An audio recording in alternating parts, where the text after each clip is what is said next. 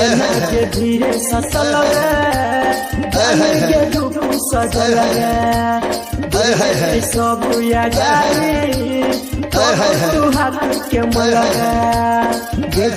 सुन बोल ना रे हमर बाप धीरे ससल जाने के दुख सजल सब यारी सब तू हाथ के मल बन जो ना हमर सहारा बाबा तोरो उपाय कर करते कहना भोला बाबा तोरो भलाई कर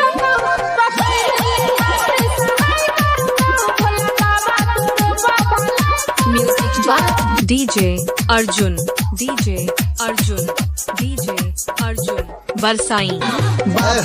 गरिया दूर गे धनला देव तोरा जरूर गे बोले लाना पजलवा चढ़े मप को दे तो सबका कसूर गे सास को सुगे जान तब तो चढ़े रे करबे बाबा गरिया दूर गे धनला देव तोरा जरूर गे बोले लाना पजलवा चढ़े मप को दे तो सबका कसूर गे बोले तरई है अच्छा बाबा दूर कठिनाई कर दो भोला बाबा तोरो भलाई कर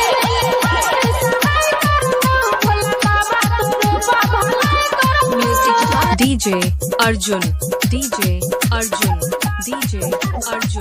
बरसाई काल चौकवाले तुम्हारा तुम्हें चलियो मरियो नील के साथ में तोरा संग सुमन घूमे तो जानवा हाथ तू हरियो अपन हाथ में चल हम तो तैयार छी महाकाल चौकवाले तुम्हारा तुम्हें चलियो मरियो नील के साथ में तोरा संग सुमन घूमे तो जानवा हाथ तू हरियो अपन हाथ में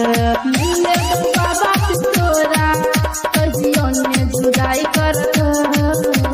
ये हम यहाँ चाहे छी पकड़ ले हाथ सहाय कर दो भोला बाबा तोरो भलाई कर जिया राजा भोला बाबा तोरो भलाई कर ससल जाने के दुख सजल ब्रिज के सब यारी तब तू हाथ के मल हमर सहारा बाबा तोरो उपाय कर दो अच्छा सचो गे पकड़ ले हाथ सहाय